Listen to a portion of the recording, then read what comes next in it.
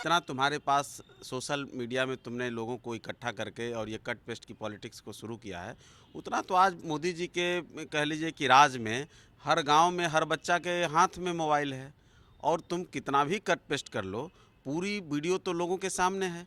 लेकिन उनसे पूछिए कि उनके पिताजी ने भी बाबा साहब के लोगों का कितना हत्या हुआ है, इसका शायद आंकड़ा नहीं होगा उनके पास। नमस्कार, आप न्यूज फॉर नेशन देख रहे हैं। मैं हूं आपके साथ वंदना। बीजेपी के चाणक्य अमित शाह इन दिनों काफी सुर्खियों में हैं। बता दें कि उन्होंने पार्लियामेंट में कुछ ऐसी बातें कही जिसको लेकर विपक्ष काफी हमलावर है। हालांकि अमित शाह ने इसको लेकर सफाई भी पेश की है। हमारे साथ बात करने के लिए हम पार्टी के राष्ट्रीय प्रवक्ता श्याम सुंदर शरण। क्या लग रहा है, अमित शाह का जो बोला हुआ बयान था वो पार्लियामेंट में कुछ और ही चलाया गया।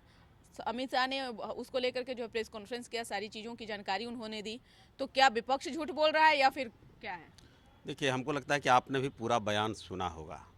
और विपक्ष जिस तरह की नीच हरकत कर रहा है और ये जो अफवाहों की राजनीति, ये कट पेस्ट की जो पॉलिटिक्स करते हैं, इससे समझते हैं कि हम जनता को बेवकूफ़ बना देंगे। लेकिन अरे भाई, जितना तुम्हारे पास सोशल मीडिया में तुमने लोगों को इकट्ठा करके और ये कट पेस्ट की पॉलिटिक्स को शुरू किया है, उतना तो आज मोदी जी के कह लीजिए कि राज में हर गांव में हर बच्चा के हाथ में मोबाइल है।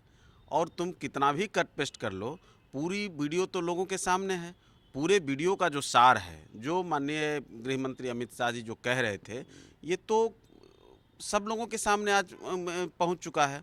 तो आप चाहें जितनी अफवाह फैला लें, लेकिन दुनिया ये जानती है, बच्चा बच्चा ये जानता है, बाबा साहब के मानने वाले तमाम लोग ये जानते हैं कि बाबा साहब को किसने अपमानित किया, बाबा साहब को किसने मिटाने की कोशिश की, बाबा साहब को किसने जो कह लीजिए कि स्थान देना था देश को, देश में वो नहीं मिला।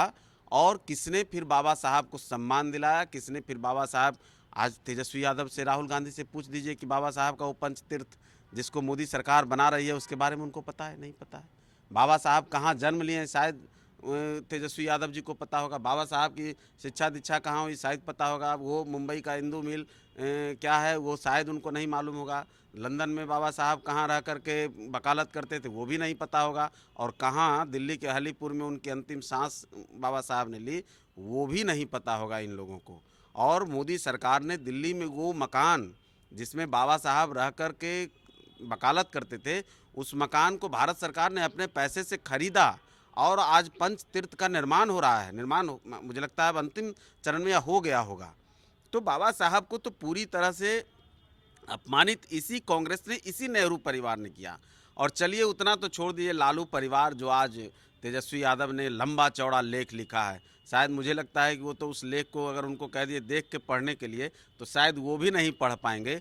लेकिन उनसे पूछिए कि उनके पिताजी ने भी बाबा साहब के लोगों का कितना हत्या हुआ है, इसका शायद आंकड़ा नहीं होगा उनके पास। नरसंहारों का जो खेल खेला गया, उसमें क्या हुआ? बाबा साहब के ही मानने वाले लोगों की सबसे ज़्यादा हत्याएं हुई। बाबा साहब के लोगों का सबसे ज़्यादा अपमान अगर किसी ने किया तो राष्ट्रीय जनता दल ने किया। आज मैं कई आपको दिखा दूंगा कि उस वर्ग के लोग, उस दलित वर्ग के लोगों को आज वो कैमरे पर अपने भाषणों में कहलवाते हैं कि हम जो भी हैं वो लालू प्रसाद जी की देन है। जबकि बाबा साहब के दिए हुए आरक्षण पर उस वर्ग के लोग आज भी विधायक बन रहे हैं, सांसद बन रहे हैं, चाहे जो भी हो। जहां आरक्षण नहीं है, वहां बता दे राष्ट्रीय जनता दल ने किसी भी बाबा साहब के मानने वाले को, अगर उसने राज्यसभा में भेजा हो, बता दे राष्ट्रीय जनता दल कि हाँ, उसने अपने किसी कह लीजिए कि विधानसभा में जो सीटें आरक्षित नहीं, उसमें किसी को टिकट दिया हो। तो सवाल है कि बाबा साहब के लोगों का अपमान कौन कर रहा है, बाबा साहब के लोगों को आगे बढ़ाने का काम कर रहा है, ये दुनिया देख रही है। ये कटपेस्ट की पॉलिटिक्स से नहीं चलेगा। अमित शाह जी और नरेंद्र मोदी जी ने जितना बाबा साहब को सम्मान दिया, दिलाने का काम किया, उनके प्रति जितनी आस्था रखते हैं, बाबा साहब को अगर सबसे ज़्यादा किसी सरकार ने सबसे ज़्यादा समाज कह लीजिए कि प्रतिष्ठापित करने का काम किया, तो मोदी सरकार ने किया है। एक सवाल आपसे रहेगा, तेजस्वी यादव ने तो ट्वीट किया ही किया। उनके ही नेता हैं शिवचंद्र राम, जो बिहार सरकार में मंत्री भी रहे हैं। उन्होंने कुछ ऐसा जो है अमित शाह को लेकर के जो है प्रहार किया है शब्दों का, उसको आप किस रूप में देख रहे हैं? ये तो मैंने कहा, ये नीची हरकत है। आज उनके लोग जितने गला फाड़ फाड़ के, मैं तो कई लोगों को देख रहा हूँ, न केवल शिवचंद्र राम बल्कि एक और उनके हैं, दो दो मतलब कोई अनुसूचित जाति जनजाति के अध्यक्ष हैं, कोई प्रवक्ता हैं, महिला हैं, वो लोग चिल्ला चिल्ला करके तो नाटक कर रहे हैं। वो स्क्रिप्ट लिख के दिया गया है, उनकी मजबूरी है, उनको बोलना है। आप गृह मंत्री के प्रति जिस भाषा का आप इस्तेमाल कराइए, वो आपकी अपनी, अब तो इस देश में सबको आज़ादी है किसी को कुछ बोलने की, लेकिन हकीकत कहाँ है कि कहाँ हैं वो लोग जिन जिन लोगों से वो बात करा रहे हैं, किस सिनेरियो पॉलिटिक्स के किस जगह पे हैं? कहाँ है शिवचंद्र राम जी? कहाँ हैं वो लोग जो जिन प्रवक्ताओं से आप बुलवा रहे हैं? कहाँ जिनसे आप सब ये काम करवा रहे हैं? उनको अपने किस जगह पे रखा है? भाई नेता प्रतिपक्ष तुम बनोगे, विधान परिषद में नेता प्रतिपक्ष आपकी माताजी बनेंगी, राष्ट्रीय अध्यक्ष पिताजी रहेंगे, प्रदेश अध्यक्ष कोई और रहेंगे। बाबा साहब के लोगों को कहाँ सम्मान दिया, बता दो, हमको कहीं बता दें। तो भाई जो भी हासिल है वो तो उनके बाबा साहब की देन है। जो ये लोग तगमा पहनते हैं, आज सबसे ज़्यादा अगर आरक्षण का विरोध किसी ने किया तो आपको भी पता है कि सबसे ज़्यादा देश में आग लगाने का काम इसी कांग्रेस पार्टी ने किया। बाबा साहब को चुनाव से रोकने के लिए नेहरू जी ने उनके क्षेत्र में जाकर प्रचार किया और 2-2 चुनाव हरवाए और ऐलानिया, मैंने कहिए कि एक तरह से चुनाव हरवाए। बाबा साहब के रहने वाले किसी व्यक्ति को तोड़ करके और उन्हीं से चुनाव हरवाया।